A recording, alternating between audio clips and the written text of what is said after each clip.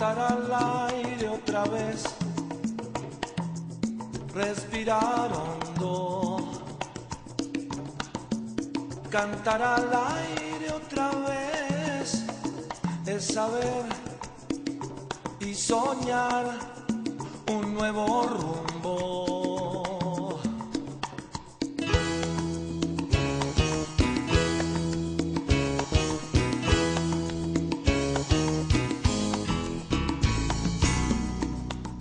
Estamos a puertas de empezar el Foro de Educación y Paz, Retos y Posibilidades, convocado por la Coalición Colombiana por el Derecho a la Educación, que es una plataforma de organizaciones que trabaja a nivel nacional en incidencia política educativa. La FLAPE, que es el Foro Latinoamericano de Políticas Educativas, y la Corporación Viva la Ciudadanía. Estamos en un tiempo coyuntural en Colombia, ¿verdad? Y ya es conocido lo que estamos viviendo, que hay unas mesas de negociaciones para la paz.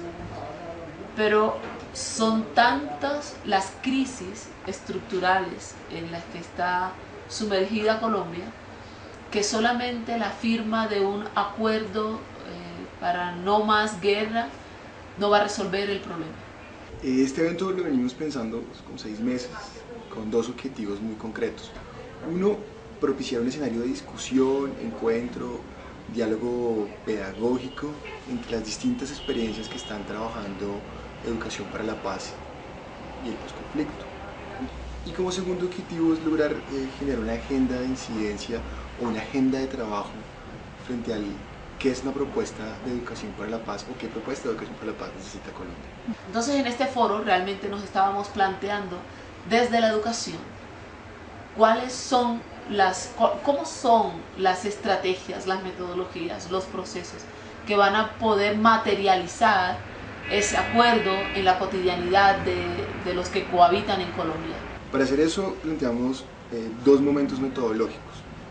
El primero de ellos es un trabajo por mesas de discusión, por círculos de la palabra, en el cual se va a tener entre 2 y 3 experiencias nacionales o regionales que van a contar cuál es su quehacer pedagógico y político frente a la educación para la paz.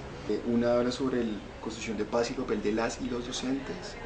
La otra es jóvenes, educación y construcción de paz. Y la tercera es educación, diversidad y territorio. La intención es hablar desde estas categorías y bajo la batuta de experiencias significativas cómo se desarrollan estos temas. Poder encontrarnos en los saberes pedagógicos.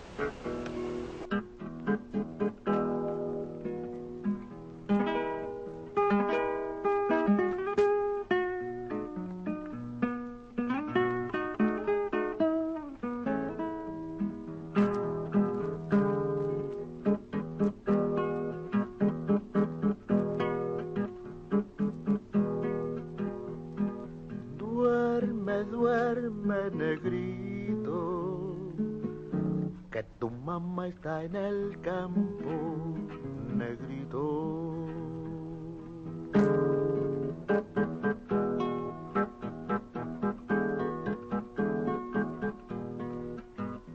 El conflicto armado urbano ha permeado directamente la escuela, ha llegado a la escuela, se recrea en la escuela, toma su lugar en la escuela desde los diferentes ámbitos, porque los chicos y las chicas y la comunidad educativa en general vienen de afectaciones profundas de la guerra, como es el desplazamiento, como es el mismo confinamiento, como son las diferentes violaciones a sus derechos humanos. El conflicto ha afectado directamente a la educación porque las escuelas incluso en su infraestructura han tenido que cambiar, en los techos tienen que poner letreros para que no los bombardeen, los niños han tenido que cambiar hasta las rondas. Entonces, por ejemplo, aquí contamos una experiencia de una escuela en Toribío que hace rondas, que tiene todo un programa que se llama Radio Recreo, para poder hacer radionovelas y rondas a los niños para prevenir que caigan en minas antipersona. Y realmente es una cosa muy triste y muy cruel porque son los niños cantando que las minas mutilan, asesinan, o sea, en unos lenguajes supremamente complejos que seguramente ninguno ni ninguna quisiéramos que nuestros hijos e hijas tuvieran que ir a aprender a la escuela. Ha arrasado con pueblos enteros, en el caso como el tema del pueblo Nucá, que lo han bombardeado. masacres, pasando por reclutamiento forzado, violaciones a mujeres, pues sigue siendo muy fuerte el tema para estas comunidades. Tenemos en las escuelas y los colegios de Bogotá muchos jóvenes, niñas y niñas que vienen desplazados como consecuencia del conflicto armado, y poder poner ese diálogo ahí ha sido para nosotros importante. Uno de los factores determinantes de que haya vulnerabilidad de derechos es el factor del conflicto armado, ¿sí? Muchos de los chicos con los que trabajamos nosotros son chicos que han sido desplazados o son víctimas directas, o han sido chicos que han sido reinsertados de grupos al margen de la ley, ¿sí? Y entonces son chicos que están en un grado de vulnerabilidad total en sus derechos y que también se sienten vulnerados en su única forma, su única defensa frente a esa vulnerabilidad de ser agresivos, ¿sí? Son chicos que son, por decirlo de alguna manera, muy violentos. La escuela es viva, la escuela es una réplica de la sociedad, de ahí que esas novelas y esas películas que son réplica de la violencia en Colombia y en el mundo, simplemente son tomadas por los niños en su forma de juego, pero que tienen incidencia en su pensamiento. La escuela, frente a esos efectos del conflicto armado, tiene que replantearse cómo replantear la reconstrucción de la dignidad de los sujetos y de las sujetas que hacen parte de la escuela, cómo replantearse la construcción de metodologías que permitan nuevamente la construcción de autonomías, la construcción de intereses de vida y nuevamente la construcción de tejido social en la escuela. Y si negro no se duerme, viene el diablo blanco y sale, come la patica, chacapum, chacapum. La educación ciertamente es una herramienta, claramente que con poder de incidencia para la construcción de una cultura de paz, pero no toda la educación genera cultura de paz, ¿verdad? Y de hecho, en buena medida, las políticas que hemos vivido en América Latina en el campo de la educación han estado cada vez más incididas por enfoques bastante individualistas que suponen una suerte de competencia entre sujetos, estudiantes, docentes, etc., que creo yo contribuye poco a generar un ambiente de paz o a generar condiciones para que en las comunidades y en la sociedad en general haya paz.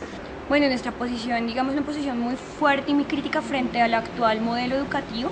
Es un modelo educativo que termina valorando la educación como un servicio o como una mercancía en la cual se lucran algunos referentes empresarios y sector privado, y en ese sentido nuestra posición sobre todo es es necesario que nos tengan en cuenta como actores a la hora de construir las políticas educativas, pero además de eso que podamos realmente desarrollar con un criterio también contextual y territorial esas políticas. Esas condiciones contextuales y territoriales también definen hacia dónde debe apuntar la política educativa desde una perspectiva de un enfoque diferencial, de un enfoque de derechos humanos.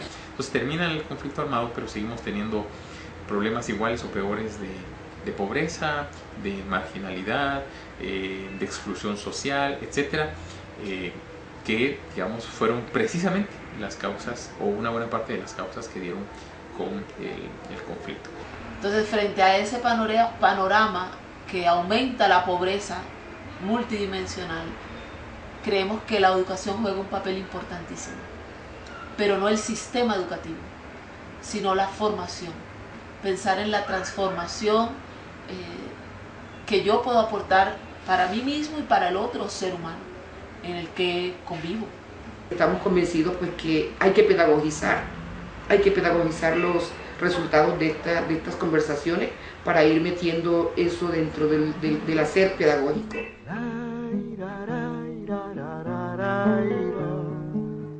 Pues el papel del docente es fundamental. Es fundamental porque el docente está en contacto con la sociedad desde la infancia hasta la educación superior, y somos nosotros muy fundamentales en esto, en la articulación con padres de familia y la sociedad en general. Luego entonces la mirada que tenga el docente acerca de lo que es la cultura de la paz es primordial.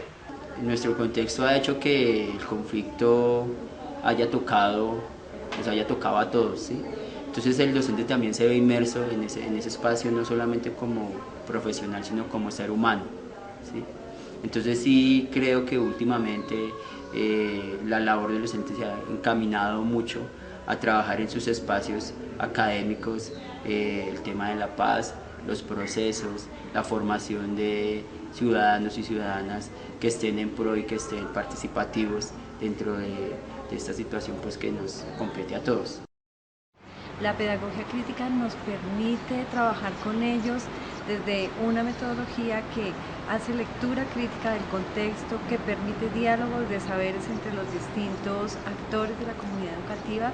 Nosotros creemos que hay que transformar las relaciones de poder y de poder del conocimiento que hay al interior de la escuela y poner eso en un nivel de horizontalidad que permita que compartamos eso que cada uno de nosotros trae de sus saberes. El maestro tiene un saber, pero los niños y las niñas y jóvenes tienen otros saberes. La escuela no puede ser una burbuja alejada de la sociedad. Lo que pasa ahí tiene que hacer un eco afuera, y asimismo lo que pasa afuera pues tiene que tener una consonancia dentro. Entonces sí, en ese sentido sí es una responsabilidad de nosotros los educadores pues formarnos primero para poder atender como todas las cosas que llegan a diario a la escuela. Duerme, duerme, negrito, que tu mamá está en el campo, negrito. El conflicto armado ha hecho que los territorios nos veamos obligados a tener educaciones otras posibilidades de hacer, otras posibilidades de vivir la educación. Nos encontramos en una biohabla, es decir, el trabajo de conocimiento en medio de la vida, de la naturaleza. Los estudiantes están encontrándose con ese elemento de identidad que es para las comunidades afros el agua.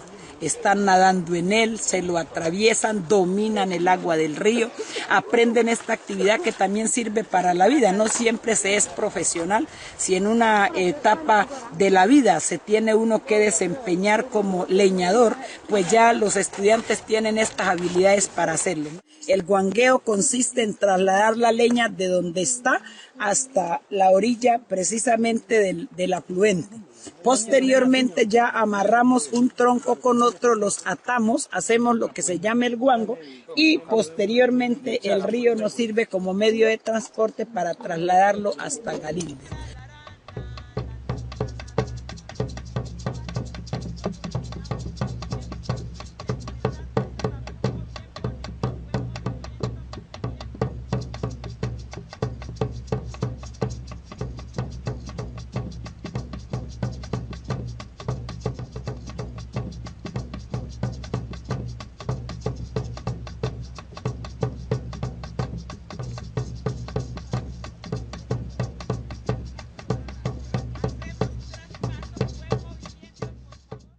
¿Qué educación necesitamos en este momento? ¿Qué educación? ¿Para qué país y para qué construcción de paz? Ese contexto que habla de los territorios, de las subjetividades, de ese conflicto que lleva más de 50 años. Que casi siempre se piensa el conflicto como un momento en el cual está fuera de la escuela, ¿no? Como algo que es ajeno a los procesos educativos, pero siempre se ve que en la clase hay un conflicto. En las clases se producen conflictos entre los chicos, a partir de ese conflicto social. Y hoy necesitamos también hacer todo un escenario de pedagogía de paz en los territorios, en las comunidades, en las escuelas, más allá de esa cátedra que se piensa el alto comisionado, ¿sí? Es la dinámica realmente, es cómo vamos a dejar de ser una sociedad que niegue al otro, a ser una sociedad que nos entendamos como pares, nos reconozcamos y haya un ejercicio de reciprocidad. Mientras el tejido político hacia donde nos dirigen nuestros gobiernos sea el de alienación, el de responder a los intereses de los organismos financieros, muy difícilmente podemos nosotros hacer incidencia crítica en nuestras instituciones, porque hoy los maestros todos estamos como preocupados porque estamos en la cola y tenemos que dar algunos resultados. En ese sentido, muy difícilmente podemos tocar lo nuestro, porque estamos tratando de entregar al muchacho los elementos para que responda a los que nos están evaluando y para que así podamos decir no estamos en la cola. Y ese es un problema grandísimo.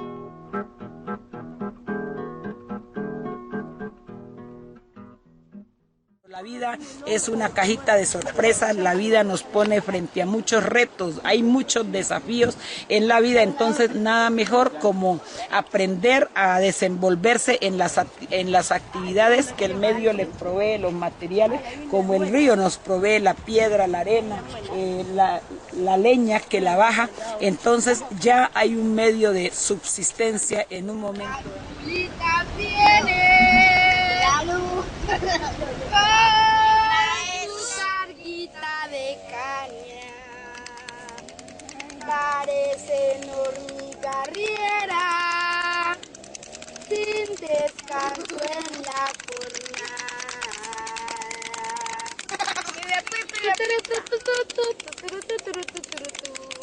Panelita roja, panelita verde, y con la cabeza ella la sostiene anulando en las montañas las cañitas y las rojas, anulan las montañas, las cañitas y las rojas.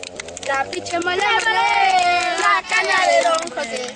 Trapiche mole mole, la caña de Don José. Donde está guarapo, de vuelto panela, donde la panela ya no va a vender. Creo que en este escenario, pues, acuerdo de paz, creo que el gran desafío de la escuela es como desde la escuela volver a replantear la construcción de territorio, la construcción de memoria, procesos de verdad, ¿cierto?, de justicia y cómo construir también reparación colectiva desde los medios de la escuela y reconstrucción colectiva en términos de la construcción, la resignificación de lenguajes que excluyen, que acaban también con el ser humano, cómo construir unos lenguajes y unas prácticas que nos pongan en la órbita de construir país conjuntamente. ¿Qué es una educación para la paz? Si debe ser solo una, si deben ser varias experiencias y sobre todo cómo el contexto termina jugando un rol preponderante en esto, o sea, cómo la adaptabilidad a los contextos específicos nos permiten entender una educación para la paz que no sea discriminatoria, que no sea sexista, que no sea racista, que tenga currículos propios con los pueblos indígenas. Entonces una de las preguntas que tenemos, ¿debe de ser una sola apuesta o son múltiples apuestas bajo esta categoría propia que es la paz? Que se necesita que tanto los sectores educativos como la sociedad que va de a pie, el transeúnte común y corriente que lleva la mochila o no la lleva, pueda participar de la construcción de paz, que sea participativo realmente este proceso y no un papel firmado. Yo creo que lo que es fundamental es que los acuerdos a los que se puedan arribar contemplen también mecanismos que aseguren la implementación de los compromisos, ¿verdad? Y eso me parece que es el elemento clave, porque finalmente un compromiso político es solamente eso, un compromiso político. Es muy importante que se prevean los mecanismos sólidos y muy respaldados que permitan confiar en que lo que va a ser acordado y lo que va a ser comprometido va a tener oportunidad de cumplirse en la realidad, y que estas sean transformaciones que efectivamente ofrezcan una mejor condición al país, a la sociedad en su conjunto, y no representen solamente el fin de la guerra. También hemos encontrado, por ejemplo, niños que a sus 9, 10 añitos tienen la claridad sobre lo que ellos creen que es la paz o lo que no creen que es. Y hemos encontrado niños que nos dicen, mire, yo no creo en la paz porque definitivamente en Colombia cuando solucionan un conflicto se inventan otro. Lo que podemos tener es un acercamiento, así lo dicen literalmente y entre comillas. Y creo que ese es uno de los retos más profundos que tiene la educación. Finalmente el reto jurídico es muy grande, pero además de eso creo que son las escuelas las que van a tener ese proceso de volver a crear sujetos, hombres y mujeres que realmente vuelvan a creer y que seamos capaces de vivir la paz.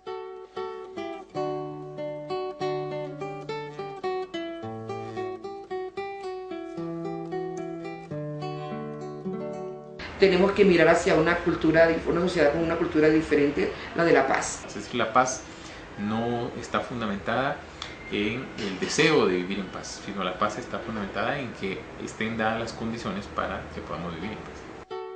Es justicia, es equidad, es igualdad, así simplemente.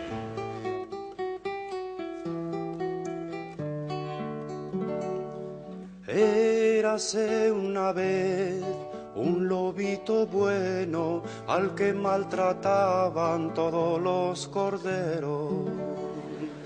Érase una vez un lobito bueno al que maltrataban todos los corderos. Todas estas cosas había una vez cuando yo soñaba un mundo al revés. Todas estas cosas había una vez cuando yo soñaba un mundo al revés.